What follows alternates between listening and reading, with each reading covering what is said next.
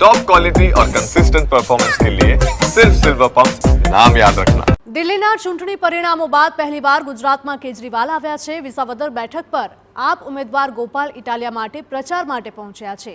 અરવિંદ કેજરીવાલે સરદાર વલ્લભભાઈ પટેલની પ્રતિમાને ફૂલહાર અર્પણ કર્યા હતા। રોડ શો બાદ ગોપાલ ઇટાલિયાએ ઉમેદવારી નોંધાવી। ભાજપને અરવિંદ કેજરીવાલનો પડકાર, ગોપાલને ખરીદીને બતાવે ભાજપ તેવું તેમણે કહ્યું હતું। ગોપાલને ખરીદીને બતાવો તો હું રાજકારણ છોડી દઈશ। કોંગ્રેસ પણ ભાજપ માટે જ કામ કરે છે તેવા પણ આક્ષેપ કર્યા હતા।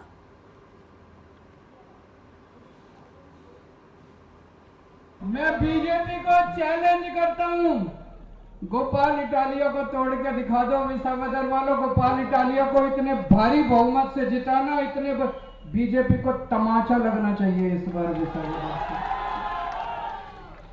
और ये कांग्रेस भी धोखेबाज है एक नंबर की।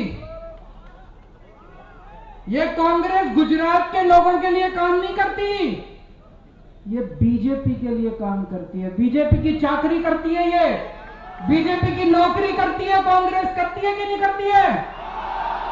बीजेपी की जेब में बैठी है, बीजेपी की गोद में बैठी है कांग्रेस। केम के विसावदरनी जनता इतिहास रचवा माटे जाणीती छे। छेल्ला केटलाय वर्षोथी भाजपने चूंटणी जीतवा पण नथी देता। आ विधानसभाए मुख्यमंत्री पण बनाव्या छे।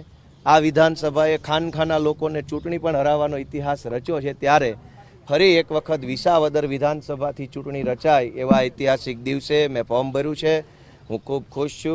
મને ખૂબ આશા છે કે જે હજારો લોકો આજે મને આશીર્વાદ આપવા માટે યાત્રામાં આવ્યા હતા, એ હજારો લોકો મતદાનના દિવસે મતદાન કરીને ફરીવાર મને આશીર્વાદ આપશે।